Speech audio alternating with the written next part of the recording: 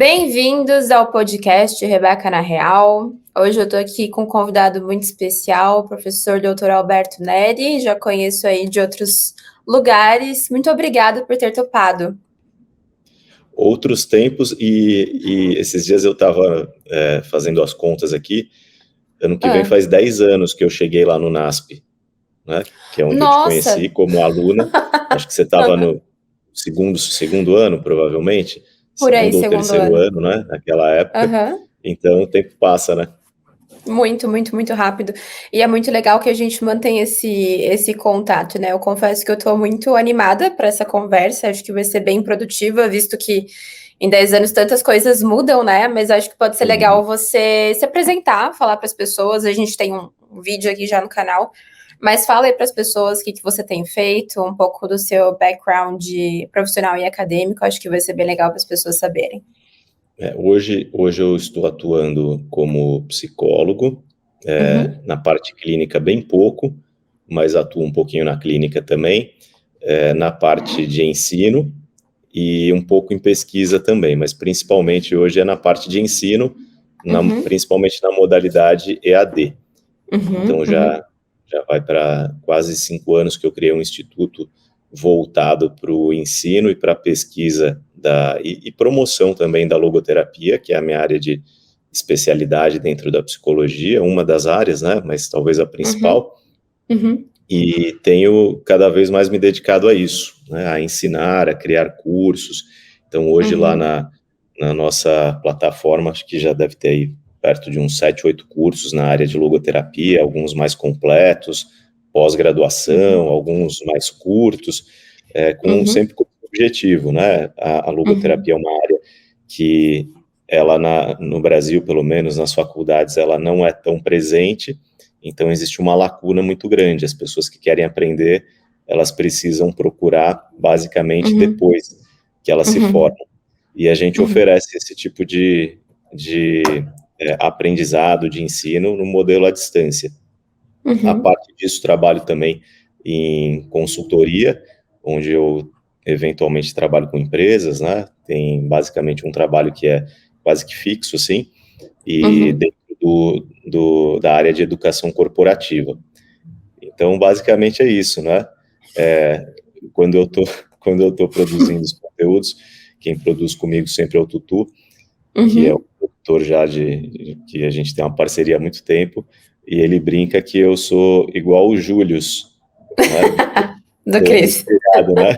Tem 2, 3 empregos, mas é isso. E mais recentemente tive a oportunidade de lançar meu primeiro livro. Essa é a última atividade que eu incorporei aí no portfólio, embora seja a que eu há mais tempo talvez tenha vontade de fazer. Nossa. Esse é um projeto bem antigo, desde da minha outra carreira. Eu fiz transição de carreira há mais ou menos 10 anos, um pouquinho mais do que isso. Eu comecei a transição pela parte acadêmica e depois eu complementei já na vida profissional mesmo. Mas que eu comecei na parte acadêmica já vai para 13, 14 anos, que foi quando eu comecei o mestrado. E mesmo antes disso, quando eu atuava ainda como pastor, a minha primeira formação é em teologia, eu trabalhei por 13 anos como pastor na Igreja Adventista. Ali eu já tinha o projeto de escrever um livro. E aquele, só que não foi esse que eu publiquei agora, né? Aquele projeto ali, ele está engavetado ainda. Quem sabe um dia ele saia não, né? Ele entre no papel de verdade, né? Numa publicação. Mas está lá. Mas esse de agora é um livro de logoterapia mesmo, que é quase que um resumo dos meus estudos aí nos últimos anos. Uau, acho que é com certeza aí um portfólio bem longo, né? Só para as pessoas que estão escutando e assistindo entenderem, o professor Alberto foi meu professor de graduação quando era uma jovem estudante de psicologia. Ele foi meu terapeuta, foi meu primeiro mentor de carreira, né? Então tenho um carinho, uma admiração muito grande pelo Alberto. E eu tinha uma pergunta aqui que eu já vou pular ela. Porque a gente faz script das coisas, mas a gente muda depois, né? Quando você falou, Alberto, sobre a parte da logoterapia, eu literalmente lembro de você iniciando um movimento dentro da universidade lá do NASP, né? Porque realmente, antes de você, eu lembro que ninguém tinha nem noção, assim, da existência ou muito pouco conhecimento sobre a logoterapia. E, de repente, era como se a gente tivesse visto, assim, um movimento até meio de conversão, né? Muitas pessoas ali considerando mesmo a logoterapia enquanto uma carreira profissional, abordagem de clínica, muitas pessoas indo ali para os seus cursos. Como isso foi intencional de você criar esse movimento, assim, você saber do tamanho que isso ia tomar? Eu vou então mostrar esse livro aqui, que talvez De as suas cabeceira. seguidoras, o pessoal que te acompanha aí já conheça. Se não conhecem, né, é um dos livros que todo psicólogo deve conhecer, independente da área, né? A psicologia tem alguns clássicos, assim, que eu acho que a gente não tem como fugir deles, independente da área que a gente vá, e esse é um deles. E esse aqui é o de cabeceira mesmo, né? Tá até surrado aqui, todo marcado e tal. E eu só fui ter contato com esse livro. Eu estudei psicologia enquanto eu era pastor ainda. E na época eu nem pensava em fazer transição de carreira, nada do tipo. Eu estudei mais como um complemento para minha formação inicial. E quem sabe, né, no futuro, depois da aposentadoria, assim, era um projeto muito distante. Mas no decorrer, né, do meu trabalho pastoral, eu fui, acho que, por um lado, me desencantando um pouco com aquele trabalho. É um trabalho muito difícil, as condições não favorecem, as condições institucionais, e tanto é que eu, depois, no doutorado, fui estudar um pouco disso, da saúde mental dos pastores. Em alguns casos é extremamente prejudicial emocionalmente. Eu tenho vários colegas que pesquisam isso também, lá na Universidade de São Paulo, e meio que os resultados quase que são unânimes, assim, né? É uma profissão daquelas que mais exige emocionalmente e que mais adoece as pessoas. Nossa. Que é um tanto quanto paradoxal, né? A gente imagina que não deveria ser assim. Mas, enfim, por conta dessas questões e outras particulares, eu estava assim meio que pensando em adiantar os meus planos já para transicionar minha carreira antes do que eu tinha pensado. E isso foi se tornando uma convicção cada vez maior. Eu estava fora do mercado naquela época, então eu já era formado em psicologia.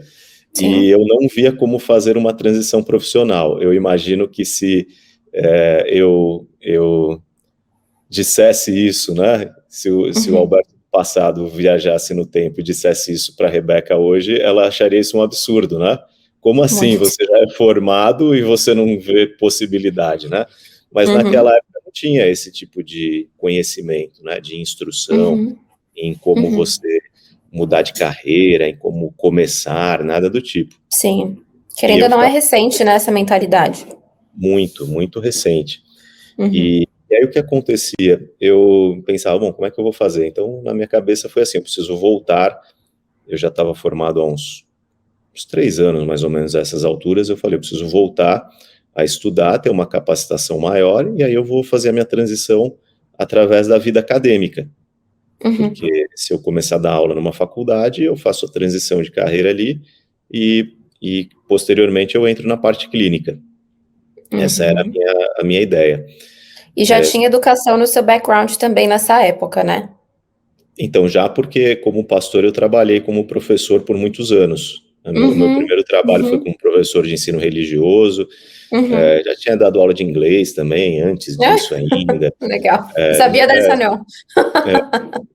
Teve uma fase que eu lecionei inglês para alunos substituí uma professora, na verdade, que havia engravidado, e eu estava meio que numa fase que eu não estava estudando, ainda não estava formado também. Foi quando eu voltei do intercâmbio. Então, por alguns meses eu lecionei inglês, desde alunos de 7 anos de idade até, acho que 14, 15. Mas depois, sempre gostei do ensino. Aí dei aula de ensino religioso por 5 anos, até mais, acho que 7 anos, professor, capelão, e gostava bastante disso daí, por isso que eu cheguei a pensar na área acadêmica, né, como professor. Só que para isso você precisa ter uma pós-graduação para lecionar numa faculdade. E eu fui atrás para fazer uma pós-graduação, um mestrado. Isso também era um plano que eu tinha já, inicialmente em teologia, mas já que eu estava fazendo a transição, eu falei, bom, vou fazer um mestrado já na psicologia. Uhum. E aí eu comecei lá no Instituto de Psicologia da Universidade de São Paulo, como aluno especial primeiro, depois como aluno regular mesmo, e planejando. Acabou que dentro da própria organização adventista eu tive essa oportunidade de ser transferido da área pastoral para a área educacional, para uma faculdade onde tinha o curso de psicologia. Eu lecionava outras disciplinas também, mais na área do ensino religioso, mas comecei a ensinar psicologia. Quando eu entrei no mestrado, no meu primeiro semestre ali, numa disciplina, eu tive contato com um livro, né? A disciplina era sobre resiliência. Eu tenho 3 áreas que eu considero as que eu mais tenho conhecimento, assim, na psicologia. A primeira delas é logoterapia, a segunda é a psicologia da religião, e a terceira é essa área da psicologia da saúde, ligada a estresse, burnout, resiliência e por aí vai. E isso começou nesse momento, né? Comecei com essa área. E quando eu li o livro, eu fiquei impressionado, primeiro com a história, né? Eu gosto muito de histórias da Segunda Guerra, do Holocausto, sempre me atraíram. Então, isso me chamou a atenção. Me chamou a atenção o fato de existir um livro escrito por um psicólogo dentro de um campo de concentração, né? Que passou por um campo de concentração. O livro não foi escrito lá, né? Mas contando as experiências ali. E uma pequena parte do livro até foi escrita lá mesmo, em um dos campos. E também me chamou a atenção a teoria em si. E além disso, me chamou a atenção o fato de eu nunca ter ouvido falar sobre isso, mesmo já sendo formado em psicologia. Sim. Então eu meio que guardei, eu comecei a me aprofundar no assunto, usei a logoterapia como referencial teórico para o mestrado, e quando eu fui lecionar lá no NASP, eu já estava terminando o mestrado, só faltava defender, na verdade, já tinha terminado. E eu falei, bom, eu vou inserir isso aqui nas minhas aulas. Não existia uma disciplina sobre isso, mas eu pensei, sempre que eu puder, eu vou falar sobre isso aqui, porque eu quero que pelo menos os meus alunos tenham a oportunidade de conhecer durante a graduação, que eles não saiam de uma graduação sem nunca ter ouvido falar. E eu não sei se eu esperava que tanta gente fosse gostar ali também, mas eu acho que eu tentava ensinar de uma forma que pudesse transmitir o quanto aquilo ali me impactou e o quanto aquilo ali para mim era uma referência profunda dentro da psicologia, o quanto aquilo ali era legal. E acho que talvez isso tenha de fato convencido as pessoas, né? Porque uma coisa é você ensinar algo de uma maneira fria. Então, sei lá, se alguém me pede para dar uma aula de psicologia comportamental, eu vou estudar o assunto, né, o livro-texto, e eu vou conseguir explicar até certo ponto, até porque é um tema que eu tenho alguma familiaridade, mas acho que eu não vou convencer as pessoas que aquilo ali é a visão da psicologia mais empolgante ou mais legal de se trabalhar. Porque eu mesmo não tenho essa convicção. Agora, quando a gente tem uma convicção, a gente também transmite isso de forma diferente. E não tinha nenhuma disciplina lá sobre logoterapia, então eu inseria, por exemplo, na disciplina de psicologia da saúde, porque tem tudo a ver, na minha opinião, é uma das teorias que se encaixa bem nesse campo. Inseria em teorias e sistemas, que é uma disciplina meio básica, e eu comecei a lecionar a área das correntes humanistas existenciais, então nem se fala, né, porque ela é uma dessas correntes. E posteriormente surgiu a ideia da coordenação de se criar uma turma de supervisão de estágio do último ano em logoterapia. Eu participei, inclusive. Participou, eu me lembro até do seu caso, né, do caso que você atendia, né, foi um caso muito legal, que proporcionou muito crescimento ali para todo mundo, né, que ouvia, né, os relatos e tal, as nossas discussões, e principalmente para paciente, acho que foi bem legal. Muito. E aí o que aconteceu? Na primeira vez que abriu, a gente falou, vamos abrir uma turma, né? A turma tinha 10 alunos. A primeira turma encheu rapidamente, a gente precisou abrir 2. E depois a gente abriu uma à noite também. e a turma da noite também encheu. Uhum. Então, o que acontece? A gente rapidamente tinha 3 turmas ali. À noite eu não lembro agora se tinha uma ou duas, mas uma Uhum. com certeza.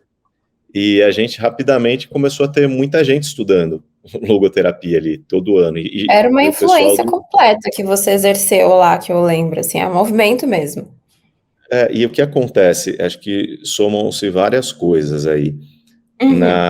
E outra coisa, acho que depois de 1 ou 2 anos que eu estava lá, acho que no meu segundo ano já ensinando, eu comecei a orientar TCCs também. Sim, sim, Obviamente, quando eu estava lembro. orientando TCC, eu sugeria que o pessoal usasse como referência a logoterapia, porque eu era mais Uhum. familiarizado, poderia ajudar mais. Então, muita Sim. gente começou a estudar. E o que acontecia, eu acho, alguns fatores na logoterapia, como essa abertura para a compreensão da dimensão espiritual do ser humano, por exemplo, a própria figura do Viktor Frankl, num contexto onde existem muitas pessoas religiosas, é mais atraente ainda, Uhum. porque as pessoas veem ali uma ferramenta. Infelizmente, não deveria ser assim, mas infelizmente na psicologia, hoje, muitas teorias e muitos teóricos, eles construíram um olhar pejorativo sobre a experiência religiosa, Sim, como se sim. fosse o fruto de uma manipulação, de um aprendizado Uhum. negativo, como se Uhum. fosse até uma instância meio patológica do ser humano, alienante. E a Sim. religião, de fato, ela pode ter essa característica, mas ela também pode ser um fator de promoção de saúde mental, de bem-estar psíquico, ela pode ser as duas coisas. Uhum. Mas, tradicionalmente no Brasil, ela só era ensinada da primeira forma. E Sim. algumas teorias psicológicas, elas têm um viés de olhar mais para aquela forma, ou, ou Sim, uma sim. tendência a olhar mais esse lado. Sim. E a Sim. logoterapia não, eu acho que ela proporciona um olhar neutro, na medida em que ela consegue enxergar esse lado também, Uhum. patológico, né, e Uhum. alienante, mas ela também consegue enxergar o outro lado, e de maneira muito precoce, talvez uma das primeiras correntes psicológicas que vai lançar Uhum. esse olhar um pouco, Uhum. vamos dizer assim, mais otimista e até positivo sobre a natureza religiosa do ser humano. Aí o que Só fazer um acontece? comentário que, quando você fala sobre isso, eu lembrei muito claro daquela época, né, que quando a gente começa o estágio em psicologia enquanto estudantes, acho que a gente vai cheio de receios, né, de medos, de como que vai ser, o que que eu posso levar em consideração. E é muito claro quando a gente vê, por exemplo, a logoterapia tendo um olhar de atenção e relevância com a espiritualidade do indivíduo, da pessoa. Porque outras escolas, elas podem entender, às vezes, até não escutar, não levar isso como relevante É, também, né. A logoterapia a gente olha: "Não, fala mais, me conta aí, o que que você acredita?". exatamente.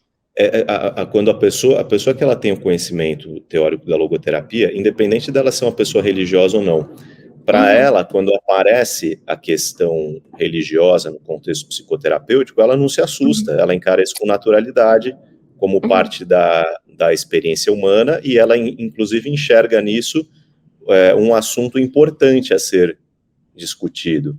E isso faz uhum, muita diferença. Só que na prática, por exemplo, nos estágios que eu coordenava ali, eu praticamente não conseguia ensinar a logoterapia, porque não uhum. tinha tido nenhuma disciplina, não é igual a psicanálise comportamental, que você já fez várias disciplinas antes, você chega no. O pessoal chegava quase que sem saber.